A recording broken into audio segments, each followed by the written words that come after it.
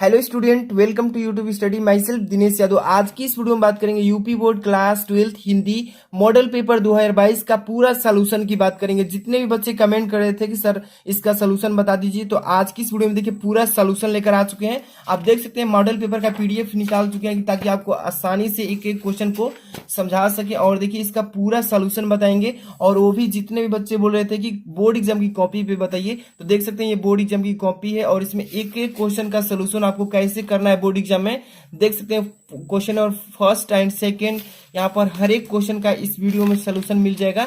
एक एक क्वेश्चन यहाँ पर देख सकते हैं इस टाइप से है, जैसे कि बोर्ड एग्जाम अगर इस तरीके से लिखते हैं तो आपको अच्छा स्कोर करने में कोई नहीं रोक सकता है। तो यहाँ पर देख सकते हैं ऑल क्वेश्चन को इसमें लिया गया है पूरा। और यहाँ पर देखिए सबसे पहले नंबर यहाँ पे बात करेंगे कि ऐसे ही हिंदी के जैसे इंग्लिश का भी अगर सॉल्यूशन चाहते हैं तो आपको कमेंट बॉक्स में जाकर कमेंट करना होगा ज्यादा से ज्यादा, और इस वीडियो को ज्यादा से ज्यादा शेयर करना होगा। तो वीडियो को पूरे एंड तक देखते रहिए। और ध्यान दीजिए, जो बच्चा अगर ये मॉडल पेपर अच्छे से तैयार कर लेता है, जिसका 80% आने वाला होगा, अगर अच्छे से पढ़ लेता है तो उसका 90% आ सकता है। समझ लीजिए कितना इंपॉर्टेंट है मॉडल पेपर। तो एक एक क्वेश्चन अच्छे से समझिए और टाइम दीजिए, नोट्स निकाल लीजिए और फटाफट से रेडी हो जाइए। और जो भी बच्चे वीडियो को लाइक कर दीजिए। अगर आप इस चैनल पर नए हैं तुरंत सब्सक्राइब कीजिए, क्योंकि यहाँ पर हर एक मॉडल पेपर को ऐसे ही तैयार कराया जाएगा, वो भी बोर्ड एग्जाम की कॉपी पे। और टेलीग्राम का वीडियो के डिस्क्रिप्शन में लिंक है, जाकर के ज्वाइन हो जाइए। और मेरा सेकंड चैनल का लिंक है, उसको सब्सक्राइब करके बेल आइकन हिट कर लीजिए ताकि कोई वीडियो मिस ना हो। और चलिए एक एक क्वेश्चन को अटेम्प्ट करते हैं।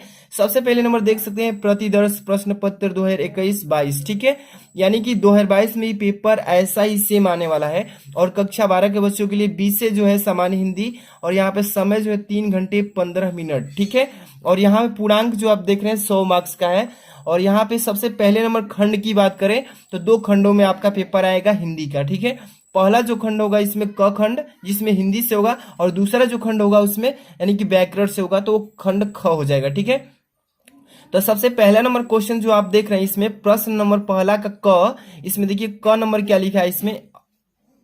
तो देख सकते हैं फर्स्ट नंबर क्या लिखा है कि शिक्षा का उद्देश्य निबंध के लेखक कौन है। शिक्षा के उद्देश्य का लेखक है संपूर्णानंद जी, डॉक्टर संपूर्णानंद जी, ठीक है। अभी टिक लगा रहा हूं और बोर्ड एग्जाम की कॉपी पर भी इसको फिलअप करके बताएंगे, तो बने रहिएगा। और यहाँ पर देखिए ख नंबर लल्लू लाल की रचना है। लल्लू लाल की रचना कौन सी है, तो प्रेम सागर। चलिए अब इसको बोर्ड एग्जाम की कॉपी में कैसे लिखना है। सबसे पहला नंबर पहला का क, तो यहाँ पे देखिए सबसे पहले नंबर बोर्ड एग्जाम की कॉपी में सबसे पहले नंबर यहाँ पे आ जाइएगा, और यहाँ पे खंड क लिखना है। क्योंकि आप खंड क स्टार्ट किए हैं तो खंड क यहाँ पे लिखेंगे। और प्रश्नोत्तर संख्या ऐसे डाल लेना है, ठीक है। प्रश्नोत्तर संख्या पहला डालेंगे, और जितने भी पहला का क्वेश्चन है सब लाइन वाइज लाइन ऐसे करना है, ठीक है। तो देखिए जैसे कि पहला का क का शिक्षा का उद्देश्य निबंध के लेखक कौन है, तो संपूर्णानंद जी। तो दूसरा नंबर विकल्प सही है। तो देखिए प्रश्नोत्तर संख्या पहला का क का दूसरा सही, तो दूसरा ऐसे लिख देंगे, और वो ऑप्शन जो है संपूर्णानंद यहाँ पे लिख देंगे इस तरीके से, ठीक है। अब यहाँ पर देखिए ख नंबर पहला का ख, लल्लू लाल की रचना है प्रेम सागर। ख नंबर का दूसरा सही है, तो यहाँ पर देखिए पहला का ख नंबर का दूसरा सही यानी कि प्रेम सागर इस टाइप से लिख देना है। और यहाँ पे देखिए ग नंबर पर्दा कहानी के लेखक कौन है, तो यहाँ पर हो जाएंगे देखिए प्रेमचंद्र, जयशंकर प्रसाद, अमरकांत, यहाँ पे यशपाल हो जाएंगे इसका राइट आंसर। देखिए पर्दा कहानी के लेखक ग नंबर का चौथा ऑप्शन सही है। यहाँ पर देखिए पहला का ग का चौथा नंबर यशपाल सही है। जो भी बच्चा अभी तक लाइक नहीं किया है तो लाइक कर दीजिए, काफी इसमें मेहनत लगी है, आप समझ सकते हैं। यहाँ पे घ नंबर देखिए क्या लिखा है कि आवारा मसीहा के रचनाकार कौन है, विष्णु प्रभाकर, राम वृक्ष बेनीपुरी, राहुल संस्कृत्यायन, रंगे राघव। इसका राइट आंसर क्या होगा, तो इसका राइट आंसर हो जाएगा विष्णु प्रभाकर जी, यानी घ नंबर का पहला ऑप्शन सही है। तो देख सकते हैं घ नंबर का पहला ऑप्शन सही, तो विष्णु प्रभाकर ऐसे लिख लेंगे।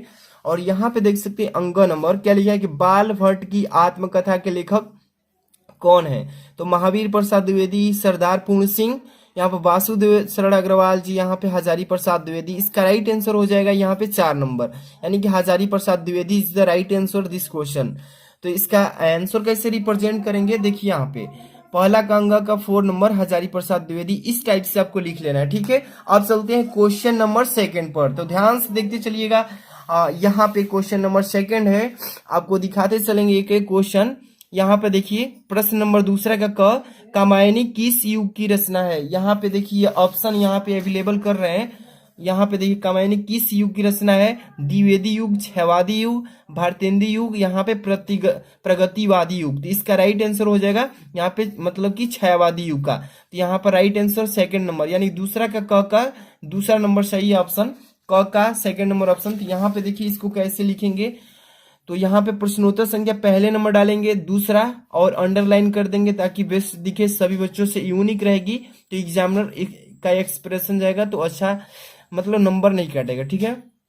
यहाँ पे दूसरा का क का सेकंड नंबर ऑप्शन सही था, क्षयवादी युग, ठीक है।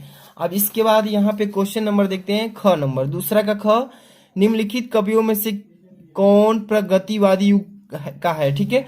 अग्रदास जी हैं कि तुलसीदास जी हैं कि नंददास जी हैं कि रामधारी दिनकर जी हैं। तो यहाँ पर देख सकते हैं इसका फर्स्ट नंबर जो ऑप्शन है अग्रदास, ये प्रगतिवादी युग के कवि हैं, ठीक है। यहाँ पर देखिए दूसरा का ख का पहला जो ऑप्शन है राइट है। इस तरीके से आपको लिख लेना है, ठीक है। एक एक क्वेश्चन को अच्छे से तैयार कर लीजिए क्योंकि इस मॉडल पेपर से काफी क्वेश्चन फंसेंगे बोर्ड एग्जाम में डायरेक्ट, ठीक है। यहाँ पर ग नंबर देखिए कह रहा है कि तार सप्तक का प्रकाशन वर्ष, तार सप्तक को किस वर्ष में प्रकाशित किया गया था? तो यहाँ पर ऑप्शन 1941, 1943 में, 1954, 1947। तो तार सप्तक का जो प्रकाशन वर्ष था 1943 ईस्वी में किया गया था, यानी कि सेकंड नंबर जो ऑप्शन है सही हो गया। देखिए ग नंबर, दूसरा का ग नंबर का 1943 सही है, ठीक है। इस टाइप से आपको भी लिखना है। अब इसके बाद घ नंबर देखते हैं क्या लिखा है इसमें कि द्विवेदी युग की रचना है। तो द्विवेदी युग की रचना सॉरी नहीं है कह रहा है इसमें, द्विवेदी युग की रचना नहीं है, यानी कि प्रिय प्रवास, साकेत, भारत भारती, कामायनी। इसका राइट आंसर कौन सा है आप ही कमेंट करके बता सकते हैं, काफी इसकी तैयारी आप लोग भी कर चुके होंगे। तो इसका राइट आंसर हो जाएगा कामायनी, ठीक है। यानी कि द्विवेदी युग की रचना ये जो है कामायनी नहीं है, नहीं तो ये तीनों है, ठीक है ना। यानी कि प्रिय प्रवास भी है, साकेत भी है और भारत भारती भी ये द्विवेदी युग की रचना है, लेकिन ये जो कामायनी है ये द्विवेदी युग की रचना नहीं है, इसलिए घ नंबर का चौथा ऑप्शन सही हो जाएगा। तो यहाँ पर देख सकते हैं दूसरा का घ नंबर का चौथा ऑप्शन सही है तो कामायनी हो जाएगा। अब इसके बाद हम बात करेंगे घ नंबर अंग नंबर।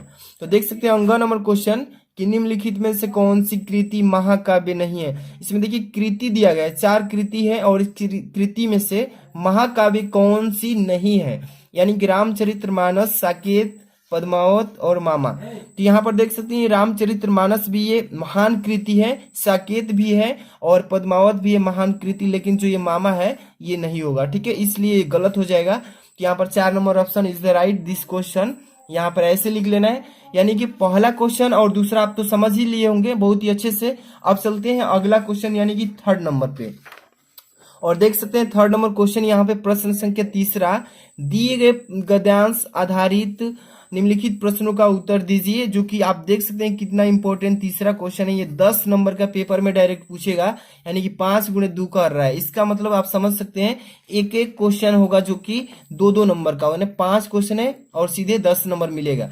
तो सबसे पहले नंबर ये गद्यांश है, इस गद्यांश को पढ़ेंगे कि किस चैप्टर से इस गद्यांश को लिया गया है। तो देखिए धरती माता की कोख में जो अमूल्य निधियां भरी है जिनके कारण वह वसुंधरा कहलाती है, उससे कौन परिचित न होना चाहेगा। लाखों करोड़ों वर्षों से अनेक प्रकार की धातुओं को पृथ्वी को पीस पीस कर अगणित प्रकार की मिट्टियों से पृथ्वी की देह को सजाया है। हमारे भावी आर्थिक समुदाय के लिए इन सब की जांच पड़ताल आवश्यक है। तो आप समझ सकते हैं इस टाइप से जब दिया है तो ये किस चैप्टर से लिया गया है आपको मालूम होना चाहिए। अभी तक आप इस चैप्टर को पढ़ लिए होंगे, कमेंट बॉक्स में जरूर बताइए। और इसमें देखिए 5 क्वेश्चन पूछेगा। फर्स्ट नंबर देखिए इसमें क्या पूछा है कि उपयुक्त गद्यांश पर संदर्भ लिखिए। मतलब कह रहा है इसमें कि इस पर इस चैप्टर का जो गद्यांश है इसका संदर्भ लिखिए। और दूसरा इसमें क्वेश्चन क्या कह रहा है, इसमें देखिए कि धरती वसुंधरा क्यों कहलाती है। और तीसरा रेखांकित अंश की व्याख्या कर दीजिए। और चौथा कह रहा है पृथ्वी की देह को किसने सजाया। और 5वां है भावी आर्थिक अभ्युदय हेतु हमें क्या करना चाहिए। तो एक एक क्वेश्चन का इसमें हम रिप्लाई करेंगे। चलिए तो देखिए धरती माता की कोख में जो अमूल्य निधि भरी है, तो देखिए सबसे पहले इसमें अंडरलाइन कितने तक किया है, तो इतने शब्दों को इसका वर्णन करना है, व्याख्या करना है कि इतने अंडरलाइन का मतलब क्या कह रहा है। तो चलिए सबसे पहले संदर्भ कैसे लिखेंगे। अब देखिए इसका सोल्यूशन कैसे करना है गद्यांश का। तो यहाँ पे सबसे पहले नंबर प्रश्नोत्तर संख्या 3 डाल लेंगे ऐसे, और यहाँ पे संकेत डालना है। संकेत इसलिए डालते हैं जो एग्जामिनर समझ जाएगा कि किस गद्यांश को ये बच्चा सॉल्व किया है। देखिए संकेत क्या होता है, जैसे कि एक गद्यांश दिया है और इसी में अथवा में भी गद्यांश देगा। यहाँ पे देखिएगा ये अथवा में दिया है गद्यांश, तो जो भी आपको आ रहा होगा वही करेंगे। दो गद्यांश इसलिए दिया है कि जो आपको आएगा वही करेंगे। अगर ये नहीं आ पा रहा है तो ये भी कर सकते हैं। तो यहाँ पे संकेत दे देंगे तो इजीली वो समझ जाएगा कि कौन सा गद्यांश को सॉल्व किया है बच्चा, और आसानी से जांच कर नंबर ऐड कर देगा। तो यहाँ पर देखिए संकेत में धरती माता की, देखिए यहाँ पे शुरुआत में 2-3 वर्ड उठा लेंगे और लास्ट का 2-3 वर्ड यहाँ से उठा करके डाल देंगे डाट डाट करके। जैसे कि संकेत में धरती माता की डाट डाट करके और लास्ट में डाल देंगे, समझ में आ जाएगा एग्जामिनर को।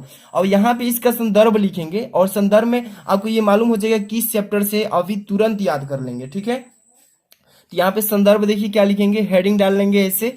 और प्रस्तुत गद्यांश हमारी पाठ्य पुस्तक के गद्य भाग से, किस भाग से, गद्य से लिया गया है, यानी गद्य भाग में संकलित एवं भारतीय संस्कृत के अध्येता डॉक्टर वासुदेव शरण अग्रवाल द्वारा लिखित राष्ट्र का स्वरूप शीर्षक निबंध से अवतरित है। इतना इसका संदर्भ लिख देंगे और इसमें जो क्वेश्चन किया उसका जवाब अब देने वाले हैं। ठीक है, अब देख सकते हैं सेकंड नंबर क्या लिखा है कि धरती वसुंधरा क्यों कहलाती है। तो इसमें दूसरा नंबर क्वेश्चन का आंसर यहाँ पे देंगे कि पृथ्वी को वसुंधरा इसलिए कहा जाता है क्योंकि पृथ्वी में विभिन्न प्रकार की मूल्यवान निधियां, यानी कि निधियां का मतलब होता है वस्तुएं, भरी हुई है, इसलिए पृथ्वी को वसुंधरा कहा जाता है। अब इसके बाद देखिए इसका थर्ड क्वेश्चन क्या कह रहा है इसमें कि रेखांकित अंश की व्याख्या कीजिए। यानी कि देखिए इसमें जो गद्यांश दिया है इसमें अंडरलाइन किया है। अंडरलाइन का मतलब क्या है उसका यहाँ पे व्याख्या कर देना है। तो धरती माता को कोख में जो अमूल्य निधियां भरी है जिनके कारण वो वसुंधरा कहलाती है, उससे कौन परिचित न होना चाहेगा। तो इतना का बस आपको व्याख्या कर देना है कि ये वर्ड या ये शब्द कह क्या रहे हैं। ठीक है, यहाँ पर देखिए तीसरा नंबर, यहाँ पे मैंने रेखांकित अंश की व्याख्या का हेडिंग नहीं डाला है, डायरेक्ट इसका आंसर लिख दिया है। ठीक है ना, तो देखिए लेखक कहता है कि पृथ्वी की कोख में अमूल्य रत्न भरे हैं पड़े हैं। ठीक है, इन्हीं रत्नों के कारण पृथ्वी का एक नाम वसुंधरा भी है। बहुमूल्य रत्न धातुएं जैसे कि सोना चांदी खनिज, मतलब कि जैसे कि आप देख सकते हैं वो खनिज पदार्थ, अन्न, फल, जल, इसी प्रकार की असंख्य अनमोल, असंख्य मतलब कि जिसकी संख्या की गिनती भी नहीं की जा सकती, बहुत सारी पड़ी हुई है अनमोल वस्तुएं जिन्हें भूमि अपने आंचल में छिपाई रहती है। यही इसका अंडरलाइन का मतलब हुआ, यानी व्याख्या कर दी। इसके बाद अगला क्वेश्चन इसमें क्या पूछा है अभी हम देखते हैं 4 नंबर। देखिए पृथ्वी की देह को किसने सजाया। तो यहाँ पे इसका आंसर देखिएगा ध्यान से 4 नंबर का।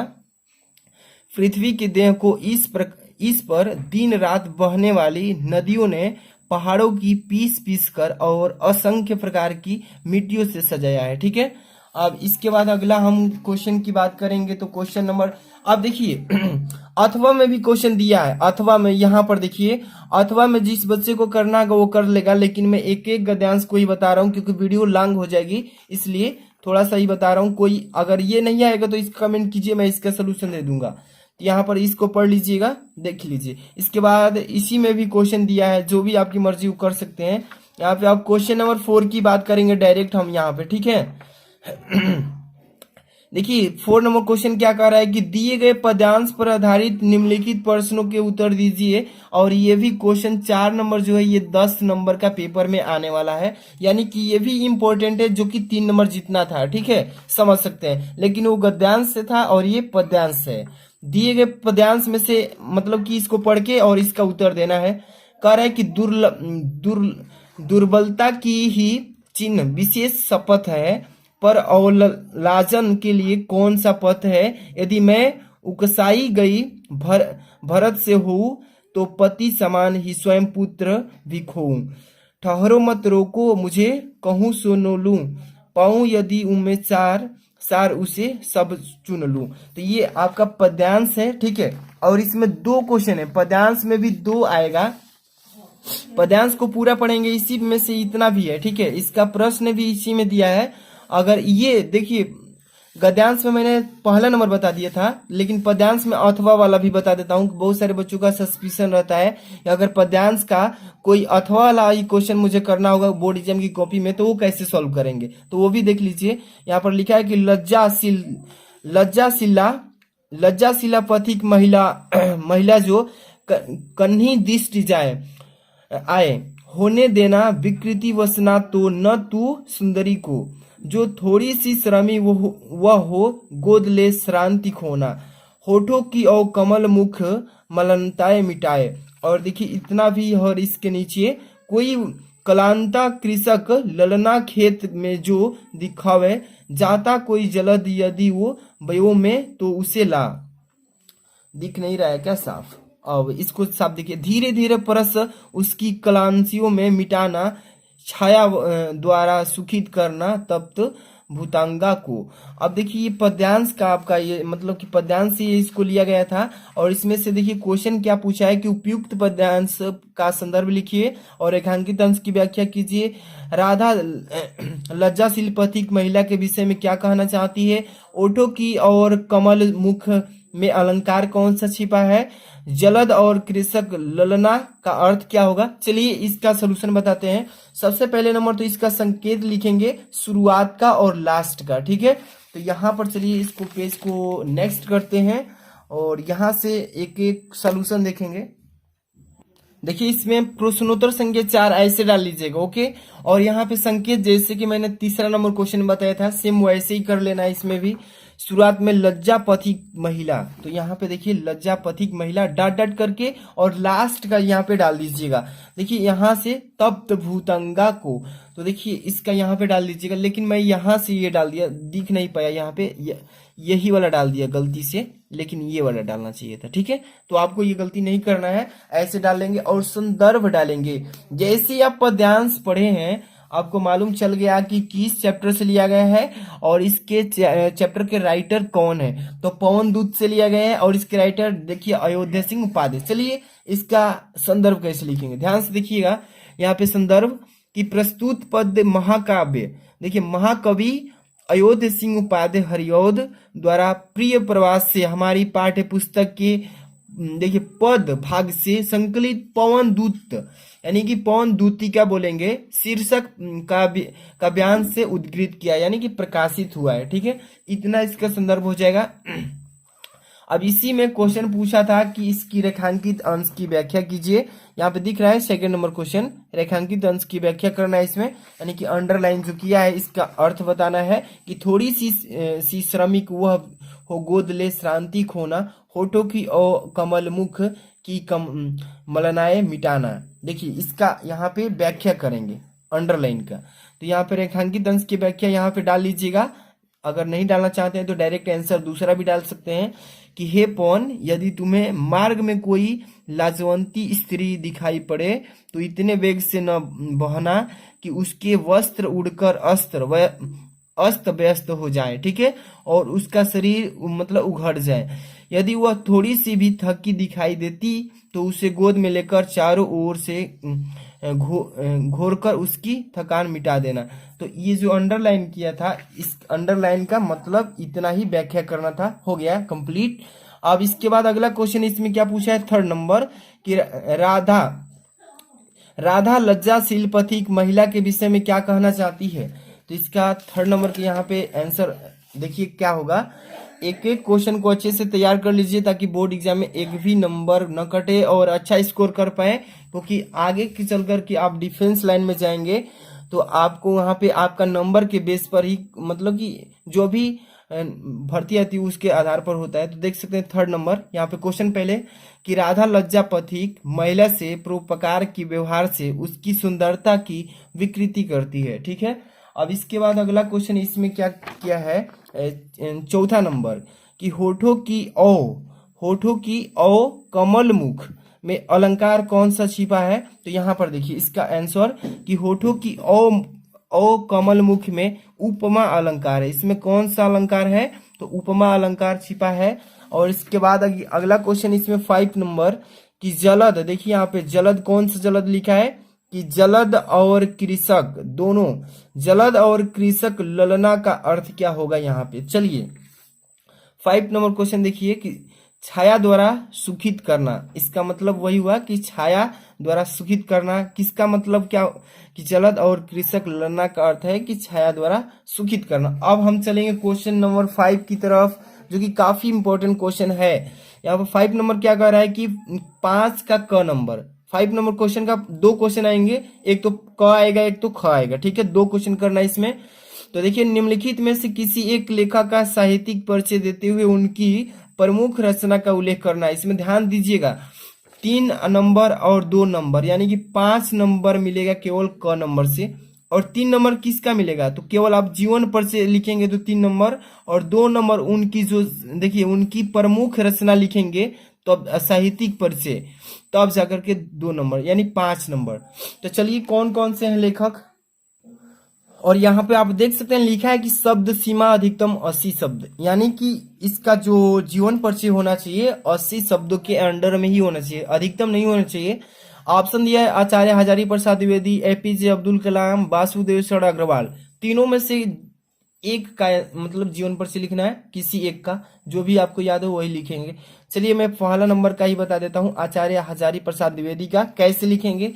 तो सबसे पहले नंबर यहाँ पे क्वेश्चन नंबर 5, ध्यान से देखिए यहाँ पे प्रश्नोत्तर संख्या 5 लिखा गया है, प्रश्नोत्तर संख्या 5 का क, और इसका सलूशन देंगे। और सबसे पहले नंबर में बात करूं तो यहाँ पे पहले नंबर पे आचार्य हजारी प्रसाद द्विवेदी हैं, तो यहाँ पे टॉप में लिख लेना है। देखिए यहाँ पे 3 डाल दिया हूँ, लेकिन यहाँ पे पहले नंबर है ना, तो यहाँ पे पहले नंबर बना देता हूँ, ठीक है, 1 नंबर हो गया।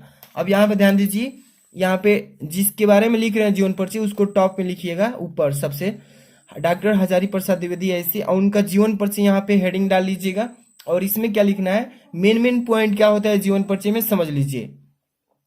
आचार्य हजारी प्रसाद द्विवेदी का जन्म सन 1907 ईस्वी को बलिया जिले के दुबे के छपरा ग्राम में हुआ था, ठीक है। और पिता का नाम अनमोल द्विवेदी और माता का नाम ज्योतिषीमती था, ठीक है। और द्विवेदी जी सरयू पाणी ब्राह्मण थे, ठीक है। यहाँ पर देखिए उनके बारे में सबसे इम्पोर्टेंट चीज क्या है, उनका जन्म किस सन में हुआ था और वो कहाँ के रहने वाले थे और उनके पिताजी का नाम क्या था, ठीक है। अब देखिए इसके बाद देखिए उनके बचपन का नाम वैद्यनाथ द्विवेदी था, और ये तो इम्पोर्टेंट नहीं था लेकिन इसमें बताया जाएगा, जीवन परिचय लिख रहे हैं तो। अब यहाँ पर देखिए 18 मई सन 1979 ईस्वी, देखिए याद रखिए ये डेथ, यहाँ पर डेट सन दिया है, डेट मतलब मृत्यु का सन 1979 ईस्वी को हिंदी का यह महान पुत्र स्वर्ग में लीन हो गए, ठीक है।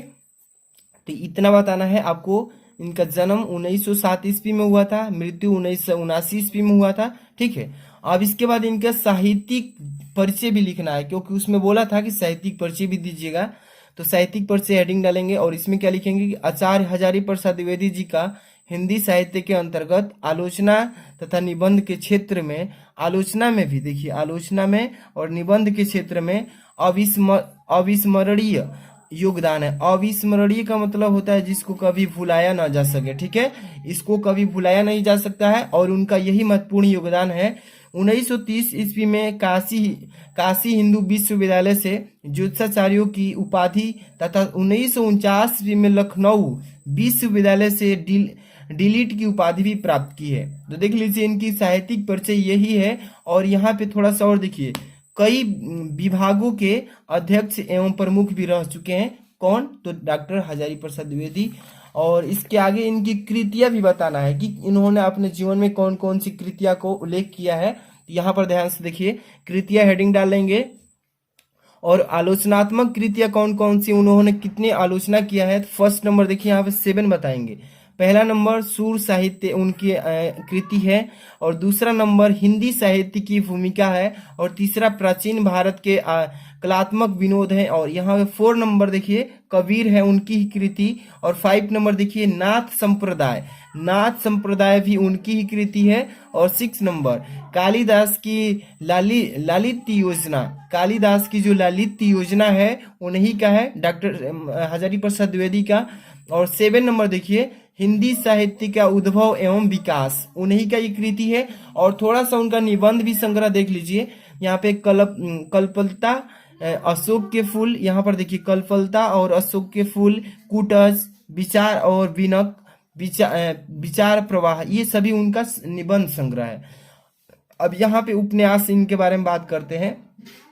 बाण भट्ट की आत्मकथा, अनामादास का पोथा और पुनर्वा और चारूचंद लेख, ये सभी उनके उपन्यास। जब इतना लिखेंगे तब जाकर के आपको 5 नंबर मिलेगा। इतना आसान नहीं है जीवन परिचय लिखना, ठीक है। तो एक एक चीज को अच्छे से पहले बोर्ड एग्जाम देने से पहले अच्छे से तैयार करना होता है, तब जाकर के अच्छा स्कोर करते हैं, तब जाकर के बच्चे 99% लाते हैं, तब बोलते हैं वो टॉपर। तो आप समझ लीजिए कितना इंपॉर्टेंट है, इतना इजी नहीं है।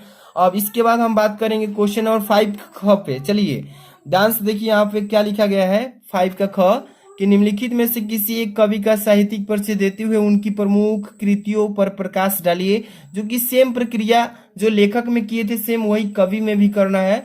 तो यहाँ पे तब जाके 5 नंबर मिलेगा। तो यहाँ पर इसका भी अधिकतम सीमा जो शब्द का सीमा है 80 वर्ड में लिखना है इसको। यहाँ पे ऑप्शन 3 मिलेगा, मैथिली शरण गुप्त जी का और सुमित्रा नंदन पंत और रामधारी सिंह दिनकर जी का। तो चलिए इसमें फर्स्ट नंबर का बताते हैं, पहला ऑप्शन मैथिली शरण गुप्त जी के बारे में यहाँ पे बात करेंगे। इसके जीवन परिचय पहले कैसे लिखेंगे यहाँ पे, चलिए तो यहाँ पे देख सकते हैं मैथिली शरण गुप्त जी का यहाँ पे क्वेश्चन नंबर 5 कैसे लिखना है। एक एक चीज को देखिए यहाँ पे ध्यान से। प्रश्नोत्तर संख्या 5 का ख, और कौन सा ऑप्शन सही था, मतलब कि कौन से कर रहे हैं, पहला नंबर पे कर रहे हैं बात। मैथिली शरण गुप्त जी के बारे में लिखेंगे तो हेडिंग डाल लेंगे टॉप में, और जीवन परिचय से हेडिंग डाल लेंगे। और चलिए इनके बारे में इंपॉर्टेंट क्या क्या चीजें इसको भी देखेंगे। पहले देखिए मैथिली शरण गुप्त जी का जन्म सनवत 1943, यहाँ पर देखिए ये वाला सनवत में दिया है, तो यहाँ पे सनवत को अभी नहीं लेंगे, लेकिन यहाँ पे लिख दिए थोड़ा समझाने के लिए। मैथिली शरण गुप्त जी का जन्म, देखिए यहाँ पे सन डाले हैं ना, इसको डायरेक्ट आप याद रखिएगा, ये नहीं लिख करके सनवत यहाँ पे सन भी लिख सकते हैं, ठीक है। तो मैथिली शरण गुप्त जी का जन्म सनवत 1943 भी, और यहाँ पे सन 1886 ओरिजिनल जो है सन लिखा जाएगा, पेपर में आप सन ही लिखिएगा। मैथिली शरण गुप्त जी का जन्म सन 1886 ईस्वी में चीर गांव में हुआ था, ठीक है। किस गांव में, चीर गांव में। यहाँ पे चीर गांव मतलब कि हेडलाइन हो गया इसका। इसके पिता देखिए सेठ थे, सेठ रामचरण गुप्त जी थे, और सेठ रामचरण गुप्त स्वयं एक, यहाँ पे ये नहीं है, ठीक है, स्वयं एक अच्छे कवि भी थे। गुप्त जी पर अपने माता पिता का पूर्ण प्रभाव पड़ा, ठीक है। जो मैथिली शरण गुप्त जी थे उन पर माता पिता का काफी इफेक्ट पड़ा था। अब देखिए आचार्य महावीर प्रसाद द्विवेदी से भी उन्हें बहुत प्रेरणा मिली थी, मतलब कि जीवन में कैसे आगे बढ़ना चाहिए। अब देखिए गुप्त जी विनम्र, हंसमुख और सरल स्वभाव के व्यक्ति थे।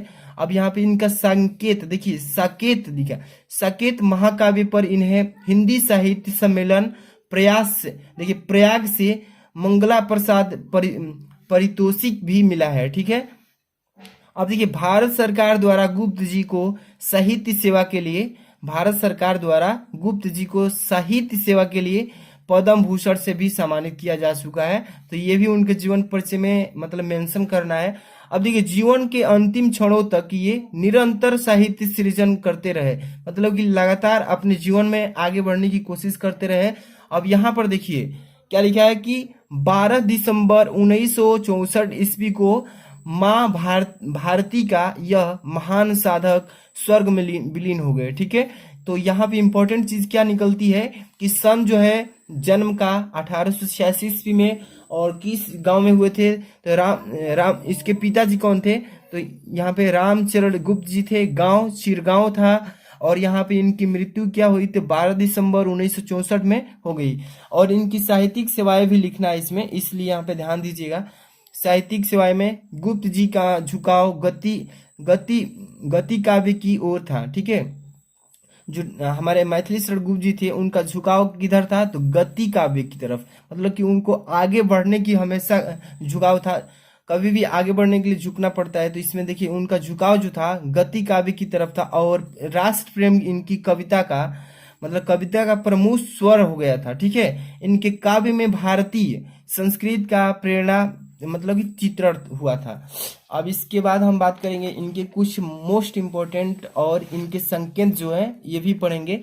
तो इन्हें साकेत महाकाव्य पर हिंदी साहित्य सम्मेलन यानी कि प्रयाग से मंगला प्रसाद पारितोषिक भी मिला है। ठीक है, अब इनकी रचना के बारे में बात कर लेते हैं। तो इनकी रचना कौन कौन सी है, कुछ कुछ यहाँ पे मेंशन किए हैं और कुछ यहाँ पे मतलब कुछ बाकी भी है, तो ज्यादा नहीं करना है, कुछ ही करना है। बोर्ड एग्जाम में 80 वर्डों में लिखना है, इसलिए ज्यादा ना लिख करके ऐसे लिखना है कि 80 शब्दों में ही अट जाए। तो रचना में क्या लिखेंगे, गुप्त जी समस्त रचनाओं दो प्रकार की है। गुप्त जी की जितनी भी रचनाएं हैं वो दो ही प्रकार की है, एक तो अनुदोतित में और दूसरा जो है मौलिक में माना जाता है। तो इनकी अनुदोतित जो रचनाओं में दो प्रकार का साहित्य है, कुछ काव्य और कुछ नाटक भी है। ठीक है, इतना लिख लेंगे। और इसके बाद देखिए साकेत में लिखेंगे, साकेत उनकी रचना है। तो जैसे कि यह उत्कृष्ट महाकाव्य है जो श्री रामचरितमानस के बाद राम काव्य का प्रमुख स्तव है। ठीक है, अब इसके बाद देखिए भारत भारती भी उनकी है। तो इसमें भारत की दिव्य संस्कृत और गौरव का गान किया गया है। ठीक है, तो इतना जीवन पर से लिख देंगे और आपको 5 नंबर अचीव हो जाएगा। ठीक है, तो ऐसे लिखना होगा। अब इसके बाद क्वेश्चन नंबर 5 के बाद हम बात करेंगे 6 नंबर पे। तो ध्यान से देखिएगा 6 नंबर क्वेश्चन क्या इसमें किया जा रहा है। कह रहा है प्रश्न नंबर 6 कि बहादुर अथवा पंचलाइट कहानी के उद्देश्य पर प्रकाश डालिए। 5 नंबर का ये भी क्वेश्चन आता है पेपर में। बहादुर अथवा पंचलाइट कहानी के उद्देश्य पर प्रकाश डालना है इसके, कि इसका उद्देश्य क्या है, इसका प्रकाश डालिए। और इसका भी शब्द सीमा 80 वर्ड में लिखना है। अगर वो आपको याद नहीं है तो यहाँ पर अथवा में भी ऑप्शन अवेलेबल कर दिया है कि ध्रुव यात्रा कहानी की कथा वस्तु अपने शब्दों में लिखिए।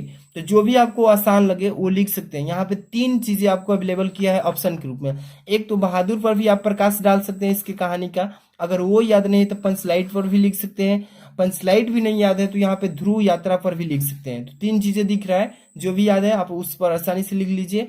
तो चलिए मैं बहादुर पर बताता हूँ कि इसके उद्देश्य पर प्रकाश कैसे डालते हैं। तो इधर आइए और क्वेश्चन नंबर देखिए यहाँ पर 6 का सलूशन बताते हैं। प्रश्नोत्तर संख्या 6 ऐसे डालेंगे और जिसके बारे में आप लिख रहे हैं उसको टॉप में लिखेंगे, क्योंकि वो सब्जेक्ट के रूप में रहेगा कि उस पर नजर जाएगा कि हाँ इस चीज पर आप लिखे हैं, इस पर प्रकाश डाले हैं।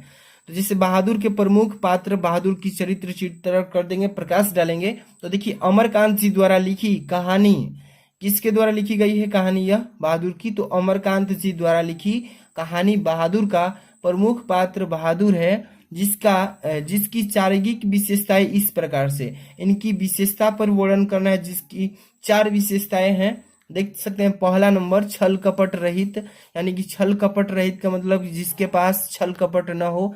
यहाँ पर देखिए इसके बारे में थोड़ा सा मेंशन कर देना है कि बहादुर छल कपट से रहित भोला बालक है। ठीक है, जिसकी उम्र लगभग 12 से 13 वर्ष की है। बहादुर एक नेपाली लड़का है। ठीक है, इतना लिख देंगे। और दूसरा विशेषता उनकी क्या है, देख सकते हैं कि परिश्रमी, हंसमुख एवं मृदुभाषी। परिश्रमी मतलब परिश्रमी होता है और हंसमुख मतलब जानते ही हैं, और मृदुभाषी मतलब कि जो कठोर ना बोलता हो, कोई भी भाषा को बोले तो मृदुभाषी लगे, मतलब कोमलता से। आगे देखिए बहादुर हर एक समय हंसते रहते थे, जिससे भी बोलते थे तो बड़ी नम्रता एवं मृदुता के साथ। वह अत्यधिक परिश्रमी है और पूरे घर के सदस्यों का काम अथक करता है। ठीक है, कौन, तो बहादुर। अब इसके बाद हम बात करेंगे 3rd नंबर इनका मतलब विशेषता क्या है। तो देखिए सहनशील, सहनशील मतलब कि कोई भी चीज को सहने की क्षमता।